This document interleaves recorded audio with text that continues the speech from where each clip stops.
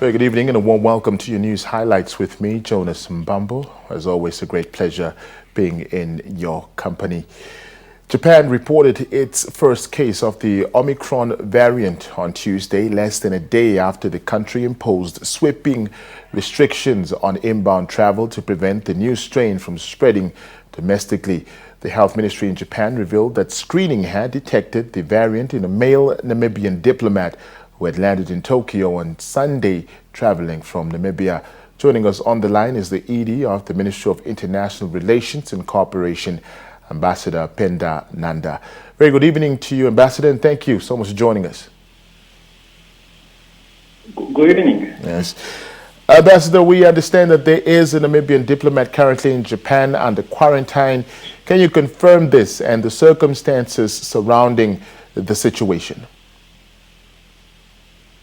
Thank you. No, indeed, the ministry can confirm that one of our colleagues who had come to Namibia to attend a funeral of his relatives went back on Sunday evening, and upon arrival at the Narita airport in Tokyo, he was tested and released.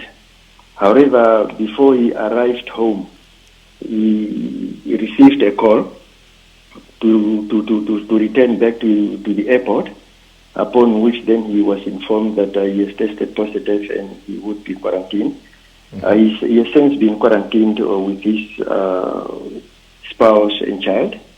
But I think I have to clarify that as the rule is, nobody is allowed to leave the Hosea Kutaku International Airport without having a negative PCR test. And he did that. He did have his test from Namibia, and he traveled via Addis Ababa and then Seoul Airport in South Korea before proceeding to Tokyo.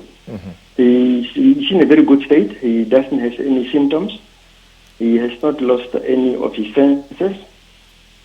Neither is he fluish. Yeah. But he's being observed by the Japanese authorities.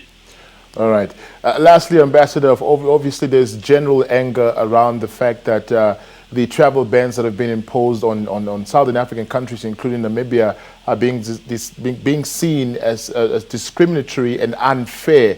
What is Namibia's stance in regards to that?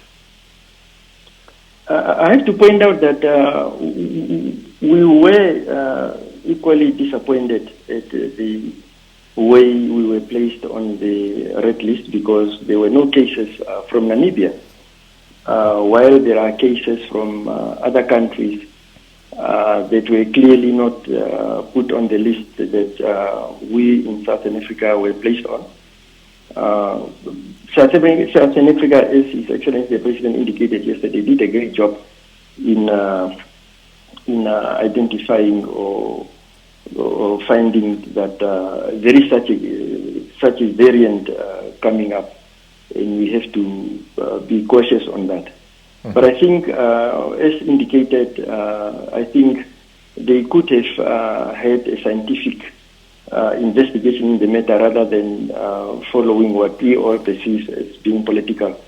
And so, of course, we are disappointed in that, but I think we are calling upon the international community to treat this matter with all fairness and just, because all of us are affected. No one is will be left out of this pandemic if we do not treat each other with fairness. Absolutely. Ambassador, thank you so much for your time, and we wish your colleague all the best. Thank you so much.